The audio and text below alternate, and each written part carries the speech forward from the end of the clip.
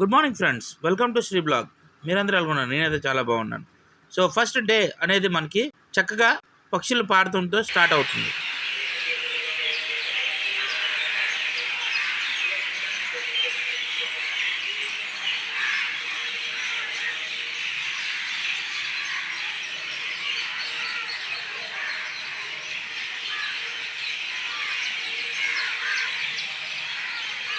So చక్కగా day అనేది మనం స్టార్ట్ చేస్తున్నాం.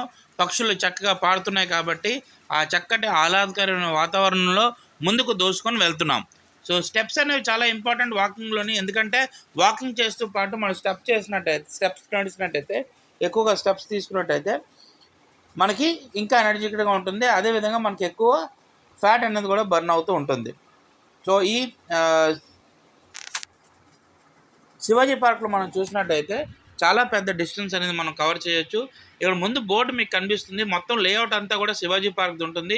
ఏ ఏరియాలో ఏ పర్టికులర్ ప్లేసెస్లో స్కేటింగ్ కానొచ్చి, లేకపోతే చిల్డ్రన్ ఏరియా కావచ్చు, లేకపోతే యోగా ఏరియా కావచ్చు, లేకపోతే మీరు చూసినట్టయితే ఇక్కడ చాలామంది కూర్చొని ధ్యానం కూడా చేస్తున్నారు.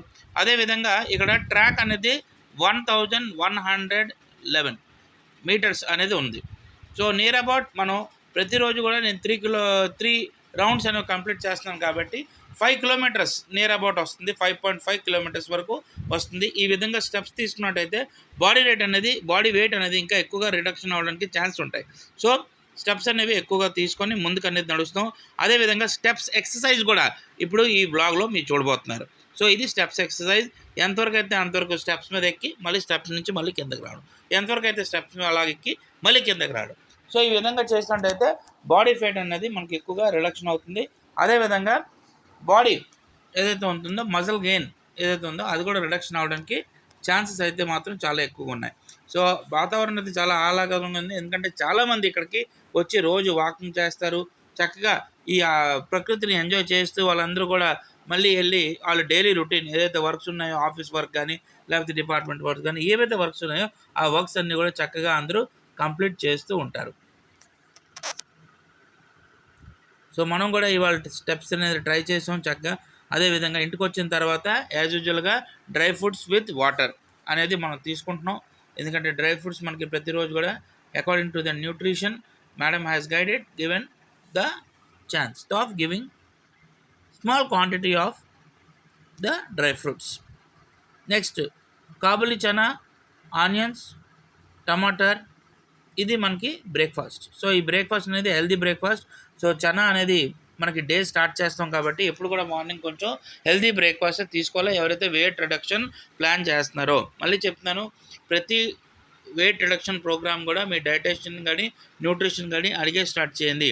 ఒక్కో బాడీ మెటబాలిజం రేటు డిఫరెంట్గా ఉంటుంది. సో నా లంచ్ అయితే ఫ్రైడ్ రైస్, బ్రౌన్ రైస్తో ఫ్రైడ్ రైస్, వెజిటేబుల్స్ అన్నీ కూడా అందులో వేసి ఫ్రైడ్ రైస్ తయారు చేశారు. దాంతోపాటుగా ఒక గ్రేవీ కర్రీ అనేది ఉంది, అట్టికాయ కర్రీ ఉన్నది. దాంతోపాటుగా కర్డ్లో కుకుంబర్.